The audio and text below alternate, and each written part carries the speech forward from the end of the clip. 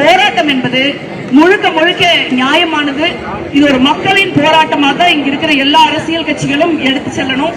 இது ஒரு முக்கியமான பிரச்சனைகளுக்காக நம்ம எல்லாம் கூடியிருக்கிறோம். நம்மளுடைய கருத்து வேறுபாடுகள் எல்லாம் மறந்துட்டு நம்ம மக்கள் பக்கம் நிக்கிறோம் அப்படிங்கறது ஒரு நல்ல விஷயம் நான் நினைக்கிறேன். நம்ம முன்பே சொன்ன மாதிரி நம்ம எல்லாருக்கும் தனித்தனியா நிறைய கருத்துக்கள் இருக்கும். ஒரு அரசியல் ரீதியாக ஒரு தனிநபராக நமக்கு எல்லாம் கருத்து இருக்கும். நம்ம கருத்துக்களை எல்லாம் இந்த கூட்டத்துக்கு வெளியில் நமக்கு இன்னும் தேர்தல் வருது, 4 மாசம் நம்ம எல்லாம் மேடை போட்டு பேசலாம், டிவியில பேசலாம், பிரஸ் மீட்ல பேசலாம், நமக்கு டைம் இருக்கு. ஆனா இங்க நமக்கு இருக்கிற ஒரே நோக்கம் என்னன்னா, இது ஒரு சிக்கலான சட்ட ரீதியான பிரச்சனை. இன்னைக்கு எடுக்கணும் அப்படின்னா இன்னைக்கு எடுக்க முடியாது. இங்க இருக்கிற காவல்துறைக்கு நான் சொல்ல விரும்புறது என்ன அப்படின்னா, நீங்க தயவு செஞ்சு யாரு இருக்குதோ இல்லையோ உங்ககிட்ட எனக்கு தெரியாது. ஆனா இந்த இடத்துல இருந்து நீங்க இன்னைக்கு எந்த வீட்டையும் சீல் வைக்க முடியாதுங்கிறத தயவு செஞ்சு நீங்க வேலை சொல்லுங்க.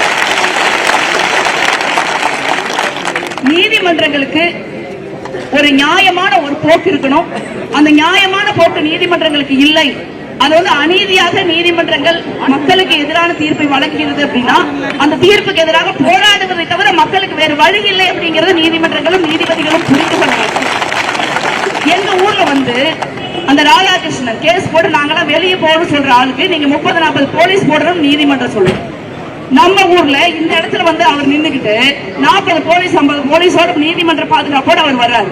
அந்த ஆள் நம்ம ஊர்ல இருக்கிற நிலத்தையெல்லாம் எடுப்பாரு அப்படின்னா நம்ம இடத்துக்கு இந்த ஊர்ல வாழணும். அதுக்கப்புறம் அவரோட மோசமான ஒரு சூழல நம்ம இருக்கிறோமா? அப்படி இருக்க வேண்டிய இடம் கரூர் கிடையாது. அதனால மிக நிச்சயமாக இந்த போராட்டத்தை நம்ம நடத்தணும். கரூர் வெண்ணமலை பிரச்சனையின் மூலமாக மற்ற தமிழ்நாட்டில் இருக்கிற எல்லா மக்களுக்கும் ஒரு விடிவு ஏற்படும் என்றால் அந்த விடிவு நம்மளால வரட்டும். இந்த போராட்டத்தை நம்ம நடத்துவோம். நீங்க தைரியமா இருங்க. ஆனால் நீதிமன்றங்கள்ல தான் நம்மளுடைய இறுதி விடியல் நமக்கு இருக்கு. இறுதி தீர்ப்பு நம்ம அங்கதான் பெறணுங்கிறத நீங்க மறந்துடக்கூடாது.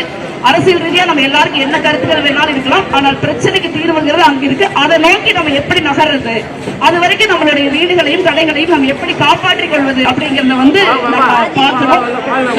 நாங்க முன்னவே மாதிரி நாடாளுமன்றத்துல 1ஆம் தேதி என்னைக்கு நாடாளுமன்றம் கூடுது, மீண்டும் நாடாளுமன்ற உறுப்பினர்களை எல்லாம் சேர்த்து நான் இந்த முறையும் நாடாளுமன்றத்தில் நாங்க அந்த குரலை எழுப்பி நாங்க பாக்குறோம். அதற்குள்ள உச்ச நீதிமன்றத்திலையும் நம்மளுக்கு ஏதாவது ஒரு வாய்ப்பு கிடைக்கும் நான் நினைக்கிறேன்.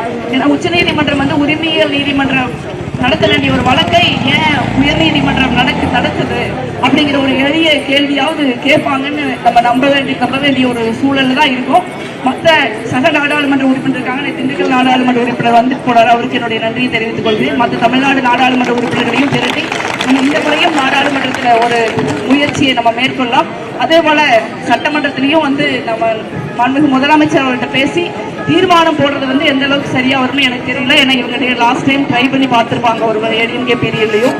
அதனால என்ன முயற்சி எடுத்து இதை நிறுத்த முடியுமோ அந்த முயற்சியை நம்ம எடுப்பதற்கான முயற்சிகளை நம்ம எடுக்கலாம்னு சொல்லி விடைபெறுகிறேன்.